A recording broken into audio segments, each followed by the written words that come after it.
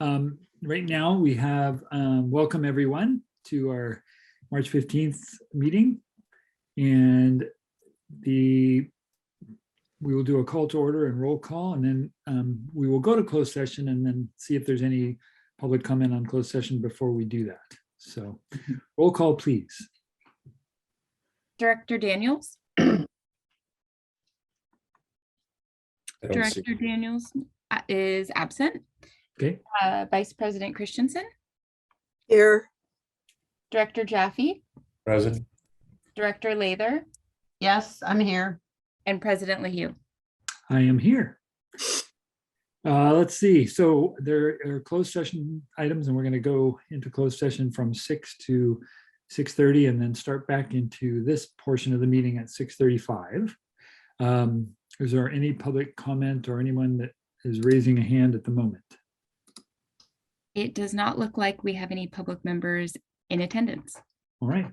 Well then, see you guys. We will switch over for a closed session, and we'll be back at this site at 6:35. Okay.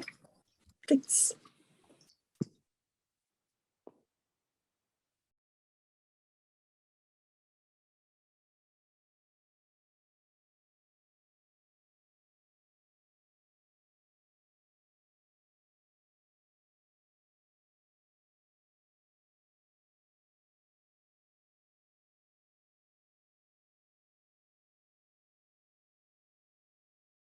So, and still, Bruce Daniels, is he known not to be coming tonight?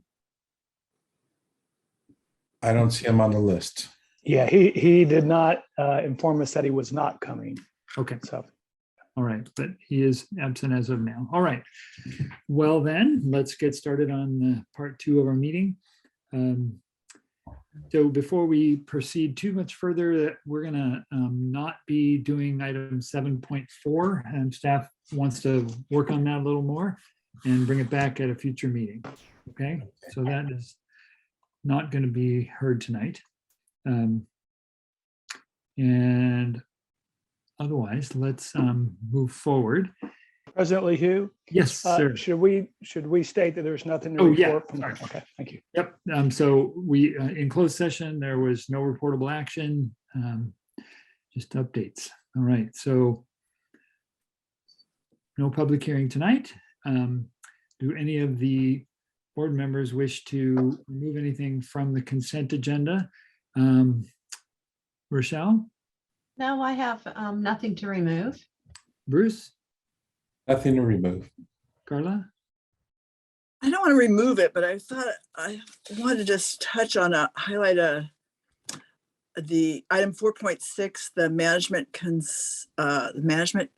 report update, management update. It was 4.6 on the MGA's project progress. The annual report is going to be presented on Thursday, but just in case no one, the people who aren't members of that, members of the MGA, is that they could, members of the public can get that's a major highlight that the general manager, Ron Duncan, had written up, and it's 4.6 A, D, E, and G. I just wanted to highlight it. I don't need to pull it to vote on it. I just like to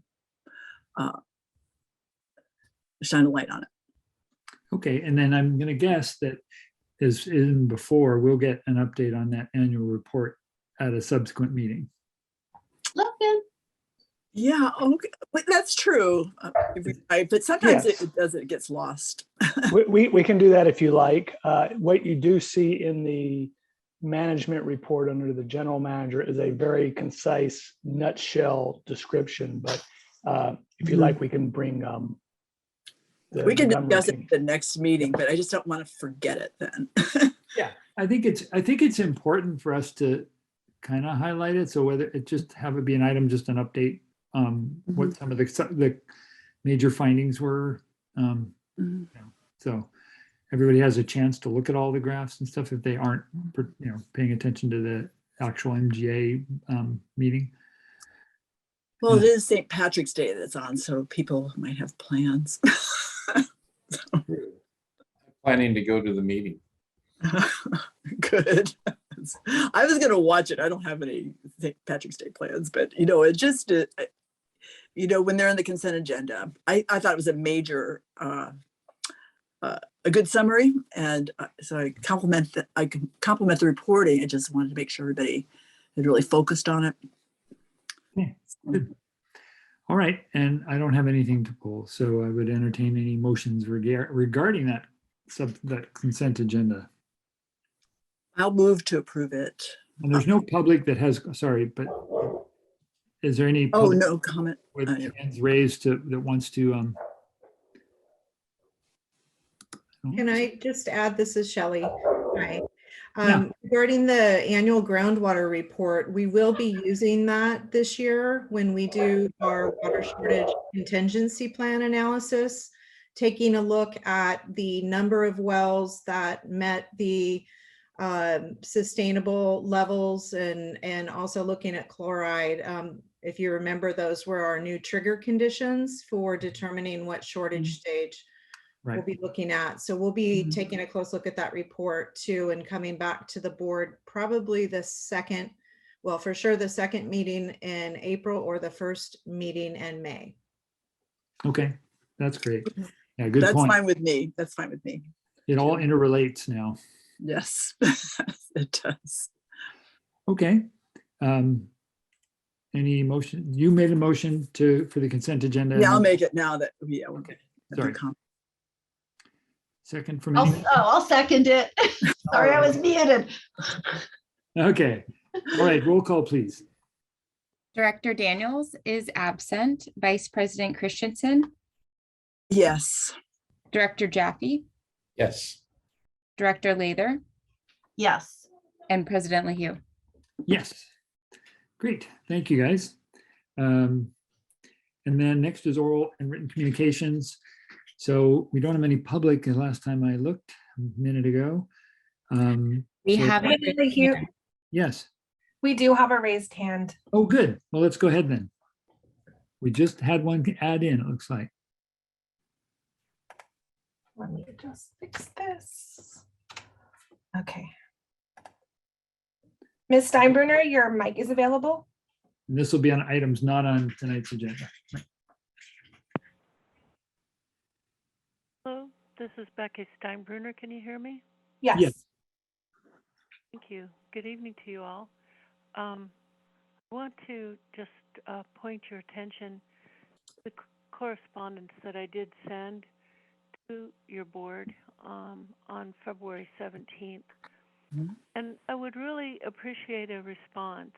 I feel like this is important information that was brought before the Central Coast Regional Water Quality Board and is very applicable to the modified pure water Soquel project that, as I understand it, will be dumping the advanced wastewater treatment facility brine directly into the Monterey Bay via the Santa Cruz City wastewater outflow pipe. Now, I've said this many times, and it is documented. There is a rupture in that pipe, and it is the dye plume showed that it is 65 feet offshore. So it is not being dumped way out there in the Pacific Ocean. It's in the bay.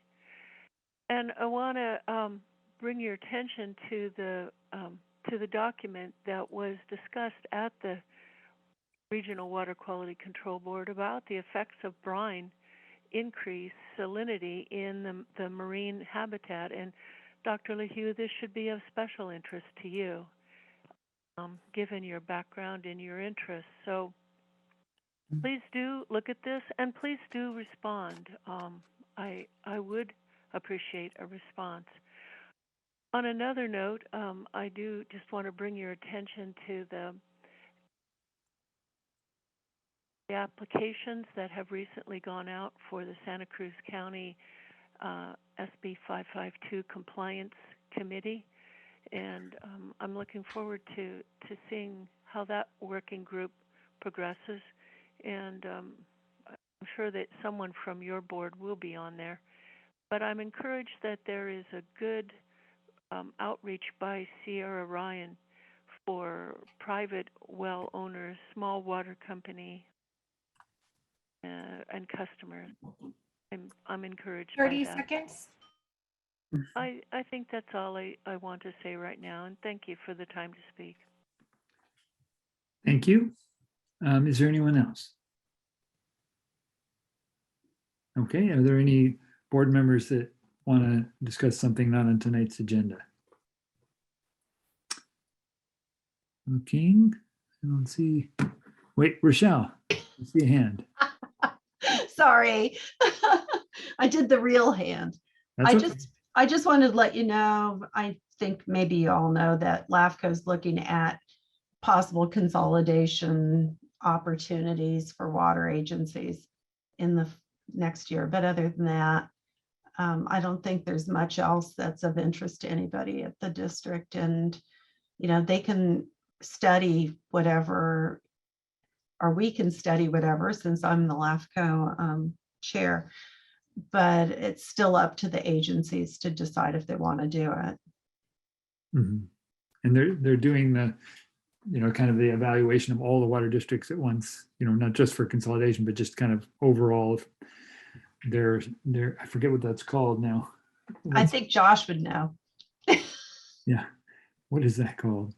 I don't know. But anyway, they do the review. A review, yeah. The municipal services review, What is it? Yes. the municipal services review. I guess so. There seems like there's another thing. They look at boundaries. They look at everything, so. Okay. Bruce Jaffe, do you have anything? No, I don't have anything. And Carla? No, I had something. No, I don't. Well, since Bruce Daniels is not here, I'm sure, he would point out the degree of drought we're in. I don't know the actual severity number now, but I'm pretty sure we're in extreme drought in most of California, and a couple of places are in, even worse. So nobody's out of the woods here. So it's not been a good water year. So, all righty, folks, let's move on to district council report. Josh. Thanks, President LaHue. Good evening, everyone. I just wanted to do a brief update on some of the Brown Act issues that are still out there. The first is AB 361. So as a reminder, our ability to meet remotely requires two triggers. One is that the governor has declared a statewide declaration of emergency, and two, that social distancing is recommended. For that first one, the statewide declaration of emergency is currently set to expire at the end of the month. We anticipate and have heard that the governor likely will extend it, but so far, that hasn't been the case. So that's something we'll watch very closely. And if for some reason the governor declines to extend the statewide declaration of emergency, we will need to return to the traditional teleconference rules as soon as April 1st. The second update I had was along those lines. There are a couple of bills pending in the legislature this cycle that would relax some of the teleconference rules to recognize, I think, the benefit of attending remotely as provided to, in particular, directors. So as you'll remember, under the traditional rules, every location where a director calls in for a meeting needs to be posted on the agenda and it be accessible to the public. If that's your house, for example, that creates a significant amount of inconvenience. These bills would modify those rules to allow directors to call in from non-public locations without listing those on the agenda. Very, very early in the legislative cycle, it's unclear if these bills will move forward, and if so, what final shape they'll look like. But we'll make sure to keep you and Ron and Emma up to date as those bills progress. Happy to answer any questions. Thank you. Yeah, my big question is just like, how do we proceed for the workshop on April 2nd? How planning that? If we plan it remotely and then they don't extend it, then we Yeah, so, yeah. have a backup plan. Ron and I were actually talking about that this afternoon, Ron. I don't know if you want to jump in. Go for it, Josh. Yeah, Please. and President Hugh, that would be exactly our, I think our plan currently would be to plan for remote. And if for some reason the declaration isn't extended, we'll have a backup physical location that we could attend from. Okay, sounds good. Wow. Thank you. And Any questions for Josh?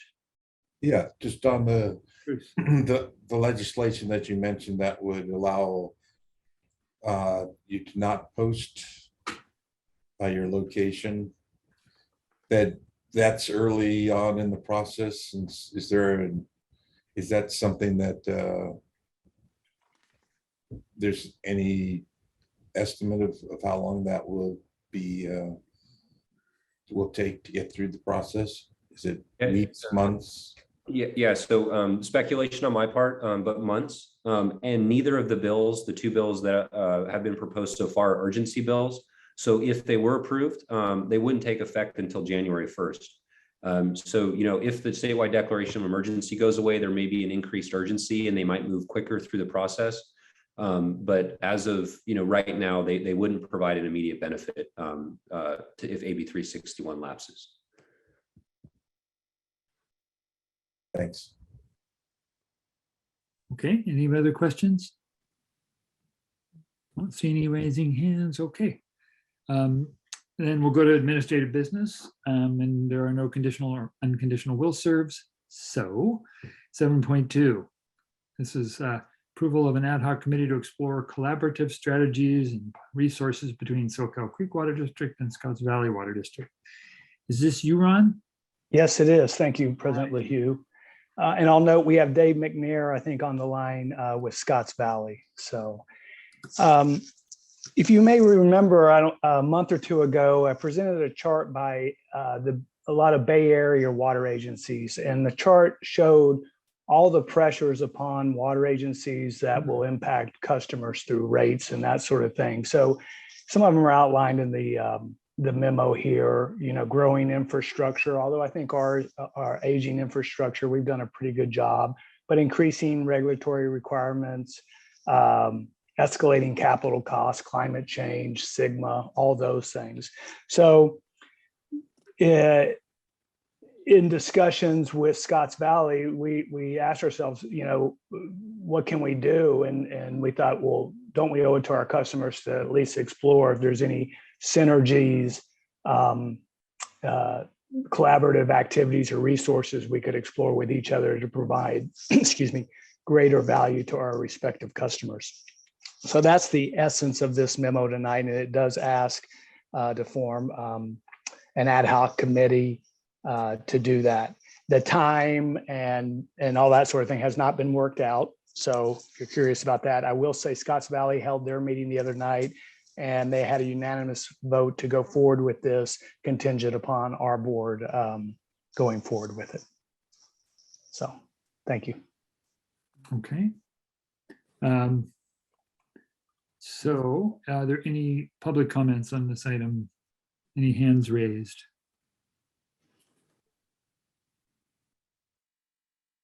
No?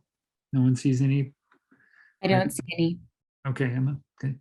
And then, so we'll go with questions. We'll start with Bruce. No questions. I just think it's a no-brainer that we want to explore, as Ron said, possible synergies. And who knows what will come of it. Right. But I'm very supportive of this. Rochelle? Yeah, I think we might be able to come up with some creative solutions for the future that'll be helpful to both. And if not, at least we've considered it. Right.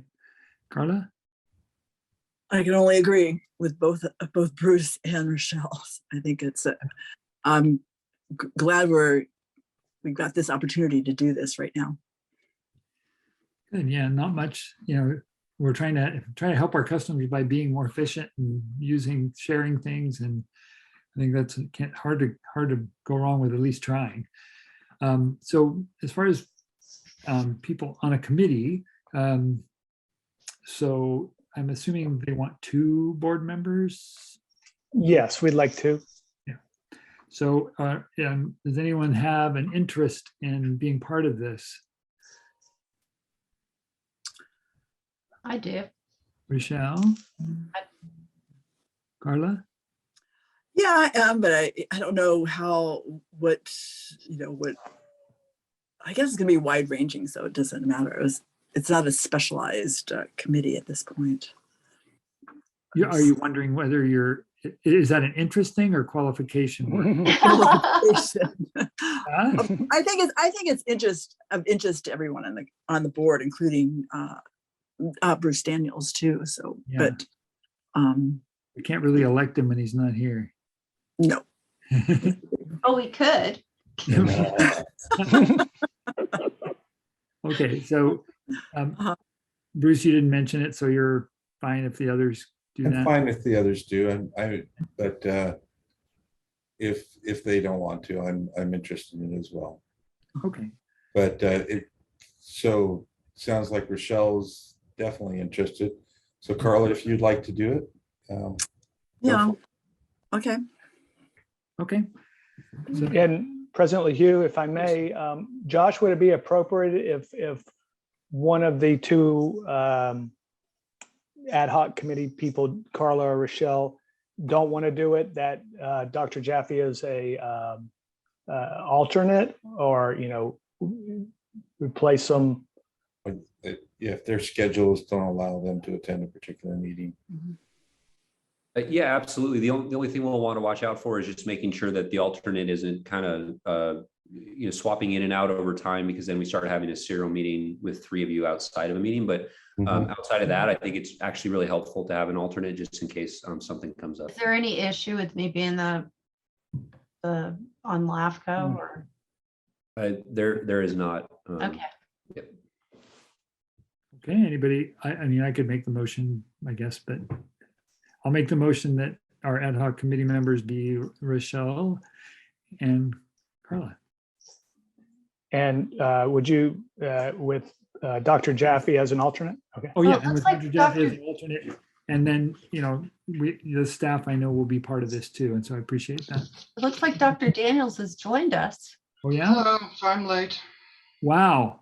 Well, Bruce. you snuck Well, in. reopen it. We were volunteering you in absentia.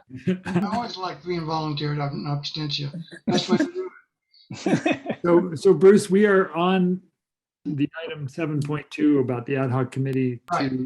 Yeah, so, and we were just, seeing who was interested in being part of that. And of course, if you have any comments about the whole idea, that's fine too. We haven't voted yet. I'm glad we're doing it. I mean, it doesn't have to lead anywhere. It's kind of nice to talk. I mean, no commitment and so forth, but find out what they're doing, what we're doing. Maybe we can share some things and cooperate on some things. So yeah, great idea. And so currently, Rochelle is interested, Carla's pretty interested and interested enough to want to do it. And then Bruce was willing to be their backup. But if you are strongly interested, we can discuss. I'm going to be taking some trips here for a while, so probably best if it's not me, because it probably wants to proceed. Okay. In that case, I'll second the motion. Okay, good. That's great. Good timing, Bruce. Okay. Oh my. So we're clear on the motion. So it'll be Rochelle and Carla, and Bruce has the alternate. And roll call, please. Director Daniels, Yes. Vice President Christensen, Yes. Director Jaffe, Yes. Director Lather, Yes. and President LaHue. Yes. And thank you guys for doing that. So keep us posted. Ron said there was somebody attending from Scotts Valley. Did I understand that correctly? That's correct. David McNair works with Perrette directly. So Does he want to say anything to us at this point? Good idea. see, I think his mic is muted. So Dave, if you want to speak. President I've given him permission to talk, so he can unmute himself now. Thank you, Becca. Can you hear me? This is Yes. David. I think this is great. This is really a very positive thing. And I know our board is also pretty excited about looking at ways that we might be able to make each other a little more efficient. So thank you for consideration, and I'll see you on the ad hoc committee. Great. Okay. Nice to meet you. Thank you, David.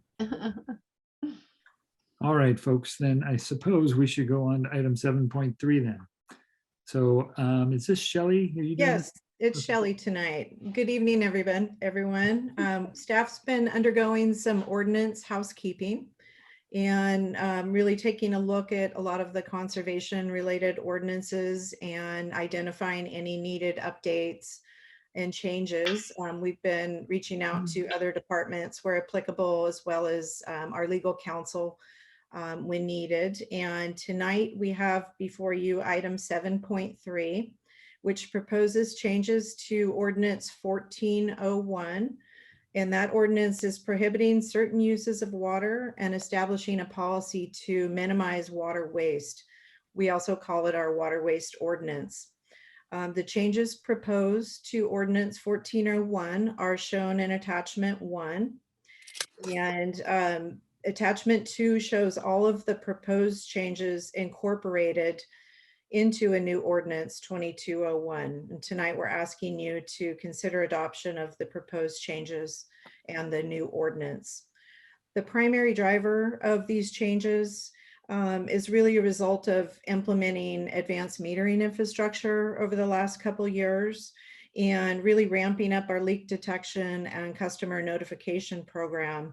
And through implementation of that, we've been communicating with a large number of customers about leaks and trying to encourage them to really take action as soon as possible to correct the leak, both to save water and reduce having a huge bill, and also to prevent water waste. And while the majority of our customers are really responsive and take quick action after initial notifications, or they keep us posted if they're having a hard time locating and repairing challenging leaks, there are a small number of customers that have been unresponsive, and thus we have to enter really the enforcement process under ordinance 1401. As we've been working through those enforcement issues, most of which end up getting resolved before they hit the second violation notice, and thus they don't really require us to implement the penalty.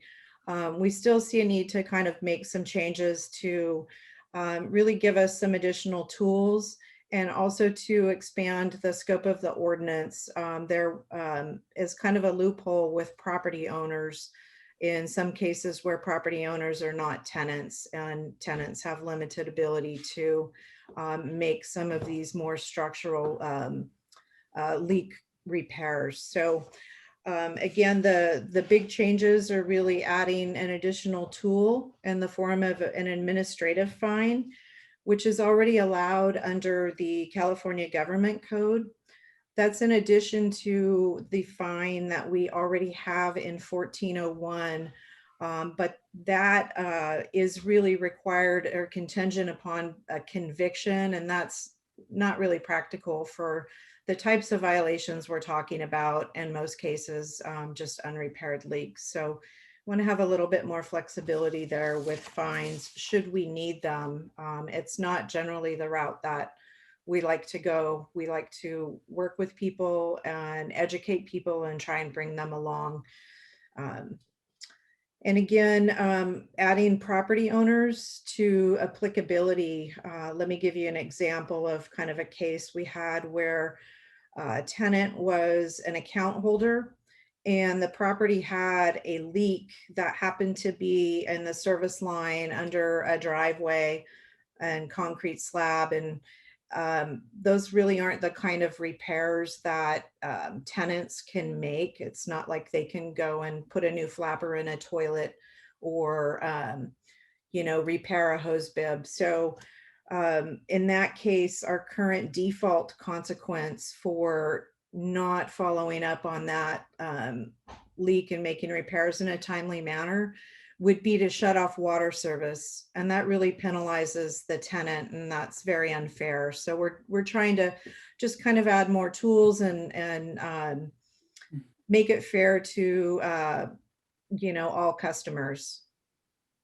Additional changes that are being proposed to the ordinance really just make the language parallel state drought emergency regulations. They better reflect that groundwater conditions, in addition to drought, are really the primary driver of our actions and our curtailment measures. And then some of the changes are more administrative in nature, and they include allowing for notification via email and removing some specific languages about when variances may be granted. So that's kind of a summary of what we're looking at correcting and updating. And the motions tonight include getting any feedback from the board on the proposed changes. We're really hoping to adopt the ordinance tonight, 2201, either as is or with any directed board feedback. Or of course, you can take no action. So thank you for that. And if you have any questions, I'm available to answer those. Before that, is there any public comment on this item? Yes, we have a raised hand. Okay, Ms. Steinbrenner, your mic is available. Hello, this is Becky Steinbruner. Can you hear me? Yes. I have some questions. I'd like clarification. How would the fine, if it goes to that, actually be served? Would it become part of the bill and thereby go to collections if they don't pay the fine? Would it be a small claims court action? It would seem that's a very important clarification to make in this resolution. So on page 4, the word variance is crossed out and it's called an appeal. So it and there's the language about that there is. Oh, it isn't on page 4. I'm sorry. Where the part that talks about appeals, it's actually at the top of page 5, and the language that was there, the board of directors may grant variances. That's out, and what is left is what was there. The decision of the district may be appealed to the board. So, by the action of you taking this ordinance, approving it, is it a decision that the board will do this, and therefore it would come to the 30 board of seconds. directors? Thank you. And what about if the property owner is out of the country or not readily available to appeal it within 15 calendar days of the date of the decision? I think this wording is vague, and I would like to hear county councils weigh in on this. Thank you. Oh, I have one more question. How would measurable rainfall, there are many microclimates within an area, so one area may get a lot more rain than another. One area may get Your time is up, Ms. but Steinbrenner. not. So Thank you. clarification on measurable rain. are there any other public comments?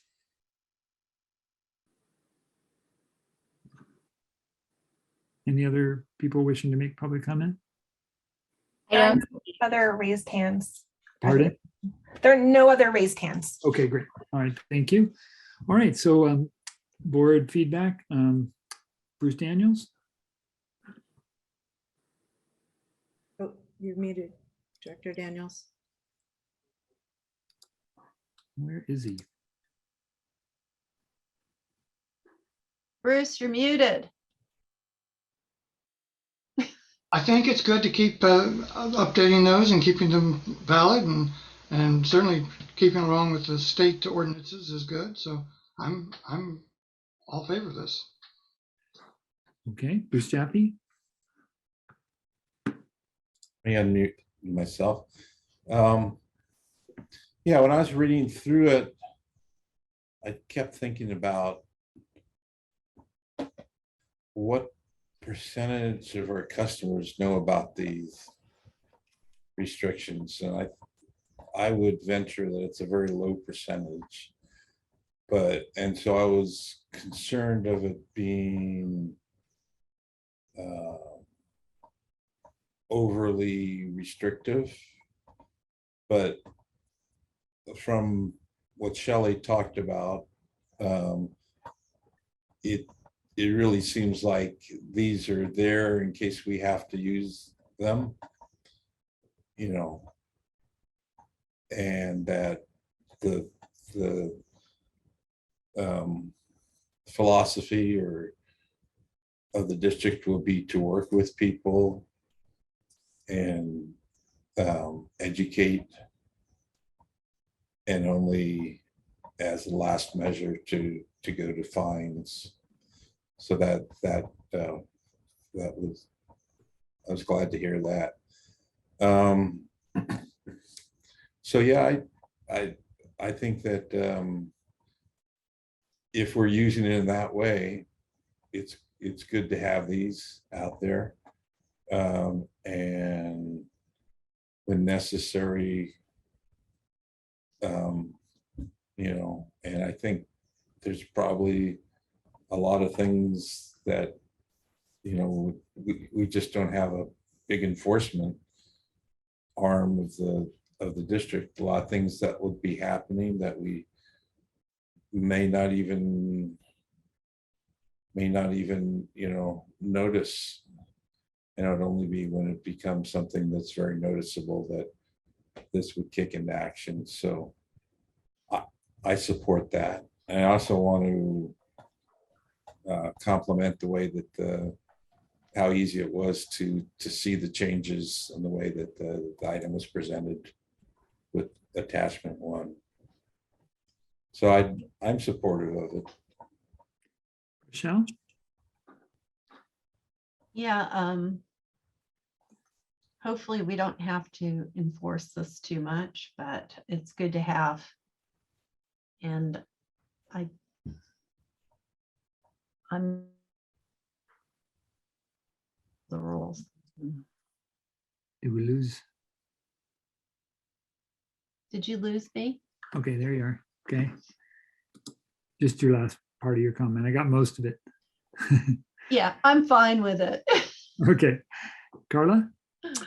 I was going to echo Dr. Jaffe's comments, because that was the main thing. Most of the customers that I've talked to are kind of shocked that there is this that we have this process and this ordinance. You know, when they've had leaks or something happens, they're completely dumbfounded. I wondered if it was worth expending some effort on outreach on a more massive scale to let people know,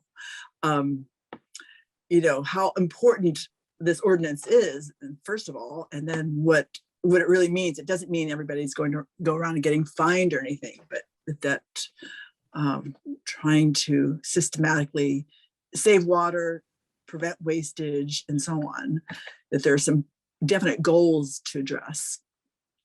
But I got the talk from Roy long ago when he did an audit of my house, a water audit. So I did it, but I'm pretty sure he didn't reach everybody. Well, thank you. Bruce, you had another comment, Jaffe? Yes, I did. Let me see if I'm still unmuted. No, We can hear you. Good. I actually thought Becky's comment about 15 days was a good one. And I just wanted to ask Shelley, would there, you know, in terms of the 15 days for appeal, is there a problem extending that, say, to 30 days, or would that create a problem? I don't see a problem with that. The 15 days is a carryover from probably the original version of this ordinance, which I think was maybe done in like 2003. So, you know, I don't have any, you know, heartburn with increasing that. I know it can be hard to do it in 15 days. Sometimes we don't meet twice a month. So, that's, you know, another way you could structure it is to say, you know, at the next available board meeting or something along those lines. But I was taking it as the appeal had to be filed, but that it wasn't necessarily had to be acted upon. Yeah, that's true. Yeah. The only thing I don't know about, if other directors would consider 30 days. but then they're got a leak for 30 days they're not dealing with and not appealing. We've never had an appeal as far as I know. We've probably only gotten to water service shutoff in less than 5 cases in the last 15 years. So that's kind of some perspective about how much we work with customers and really try and get them to correct the problem. In cases of leaks where, you know, it's an extensive repair. We just had one of those where we worked with the customer. They were making progress on getting, you know, a leak detection specialist out and then a plumber. They were able to shut the water off during the day when they were at work and then turn it back on limited time in the evening and then turn it back off overnight to prevent that water loss. So there's some of that kind of going on too in some of these cases with leaks. You know, the cases with like water runoff continually happening and things like that, I don't think you would want to let that go for too long. I mean, As I read it, this is how long they have to appeal. It doesn't mean that actions won't be taken by the district earlier to inform them of the problem. And yeah, it's just, I think it specifically would, since it follows the section on fines, I think it would be really more about appealing that portion of it. Or whatever the remedy is. Josh, do you have any input on that from a legal standpoint? Director Jaffe, I think your point is well taken. It largely would be fines and it would be the time to appeal, but it wouldn't just be fines because it would also include those penalties for the second violation, which could be water service discontinued or flow restricted. Right. So, you know, if there was some, and you know, in these situations, it's always hard because you want to be reasonable, but you also want to think of like the worst case. And, you know, as an example, in a worst case situation, if we had someone who just refused to deal with a known leak, you know, they could appeal that, and then we would have to, you know, wait to turn their water off until their appeal was heard. And so you know, that it could have you know, there could be a decent amount of time before we're able to take action. Not that you know, should result in one way or the other, but just something to consider. I hadn't thought of that. So basically as it's 15 days, if they appealed it, well, we could still take action. Well, yeah, 15 days if they appealed it. With the water would probably already be turned off though, at that point, if we had done that. I don't know. Can you get that language up? Because On page 76 of the packet.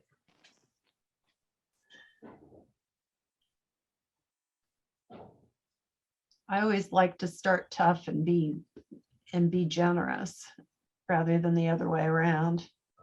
Because you I agree, but just the case of somebody not knowing if they were, you know. Let me ask a question, because it looks like the way it reads is if it's not corrected within 48 hours, then they can get to the second violation stage, which means that the district could then discontinue water service, and they could appeal that, but in the meantime, the water service could be discontinued during the appeal, or is that not correct? Correct. That's that's how it was seeming to me. Don't have enough screens to look at everything. And Shelley, you can correct it, but I think some of it is situational dependent. How big is the league? If it's a giant league, we're probably going to cut you off. Yeah. That's not to anybody's advantage. If it's a small one, so this tool is for very few people. It's really, I think Josh and Shelley kind of hit it on the head. I mean, when considering whether the days are right, or for people who are just kind of thumbing their nose at the situation generally and not paying it respect, and we don't have the sufficient tools to act, Yeah, no, properly. I totally agree with adding more tools. But it's up to us to decide whether we want to use those tools or not. Right, and 15 days seems like it's fairly standard. For appeals. Yeah. That'd be the one thing I would add is for these administrative citation, which is what the government code section is, 15 days is pretty common. All right, well then I'm fine with leaving it like that. I just thought that Becky's point to, the case where people are away for the 15-day period. Well, if they're away, they won't care if their water's shut off. Yeah, but if they get fined, they will. Well, they can tell us they were away. Yeah. Okay. I'm okay with leaving it 15 days. After hearing that, it's fairly standard. Yeah, because I have that in all my ordinances for sewers. So. Okay. I do remember once when I was campaigning is around in Capitola, and a guy, his family, he was Hispanic, and his family went away for 3 weeks, and then they came back, and there'd been a leak, a running toilet for 3 weeks, and they were very upset. So I think he would have preferred that we turn the water off and that later. I would have preferred it for mine. I can tell you that. Yeah, because that was $2,000 or something like that. So. I think I paid $600, and that was hard enough. Well, thank goodness for automated meter infrastructure. But then that very customer was pushing for the smart metering, and so he should be pretty happy now. So good. So, yeah, because I am every time I wash my clothes, it tells me I'm using more water than I did the day before. Yes, I know. That's true, but it's reminding you to check. It might be. You can set your threshold a little bit higher. I think so. So We're getting. Sounds like we don't have any significant changes to make after good discussion. I'll make the motion. Which would be motion 3. No, motion. Oh, there it is. Motion 1. Let me check. No, it's motion 2. Yeah. Motion 3 is to make it adopt it without any additional changes. Oh, that's the one. Yeah. Yeah. Okay, I'll move motion 3. But it Bruce looks like we end up, he's have to do seconding more it. than that, right? Repealing. Okay, motion 3. Yeah. So did you get that, Emma, who the motion was by and second? Was the motion by Director Jaffe or Director Lather? I think it was me. Oh, well, then I'll have to Motion 3. second it. Okay, Okay. thank you. I thought it was me. And Well- Emma, there's a roll call, right? There will be a roll call. I just wanted to have a second, who was first and second here. So Good thing you asked. Okay, thank you. So roll call, we have Director Daniels, yes. Vice President Christensen, Yes. Director Jaffe, Yes. Director Lather, Yes. and President LaHue. yes. All right, and so item 7.4, thank you very much, Shelley. Good Yeah, job. and can I just add, for outreach of this, we will be publishing a summary and the Sentinel, that's required by code. We do outreach annually around our curtailment messaging about all of our restrictions, whether they're are restrictions that are always in place under the water waste ordinance, or they're specific to the curtailment stage that we're in. We do that, annually around April, May timeframe. We also have all of this information on our website, what's allowed and what's not allowed. So I think we've done a pretty thorough job of outreaching in the past, and we'll continue to get that message out. Yeah. I wanted to think just, part- I think it's an sorry. opportunity to, when you do the outreach like you guys do, is just say, we always encourage, we've got this cool way for those of you that haven't signed up yet to know exactly when your leaks are happening. So tell them, make sure you're water smart, and that we always work with people to try and avoid having to get to this stage, but here is our backup. Yeah, good suggestion, Tom. And Carla's earlier suggestion of coupling this outreach with what the situation is. It sounds like your outreach is more to just let people know about that this exists. But Carla, basically, if I understand your suggestion, it was to do outreach that talks about the problem and then the need for doing something like this. Yeah, it's an opportune time. We just passed the new ordinance and to highlight it, and even on our website, especially, and make it a sort of a splash, because people really, what a leak always comes, and they're just dumb. People are just dumbfounded. They ask me what to do, and they go, "Oh, well, you gotta get a plumber quick," or something. Yeah. Yeah, or follow It's the the first thing, instructions in the customer portal for detecting leaks, or look on our website, are all really good And places the for people reason to start. the reason we're even going here is because we have seawater intrusion, and Yes. Right. we need to protect the aquifer. So this is one way that one tool that we're using to protect the aquifer, to make sure that water is used wisely. Yeah. Good. It's All an right. opportunity. It's just another opportunity to Sure. get a message out. So. All right. Well, crew, I guess we will see everyone again on the workshop, whether that We have 7.4, don't we? that is, I'm sorry, Bruce, that's going to be at a later meeting. That was pulled at the beginning. A little more work Okay. is going to be done by staff on that before it's brought back. Great, thank you.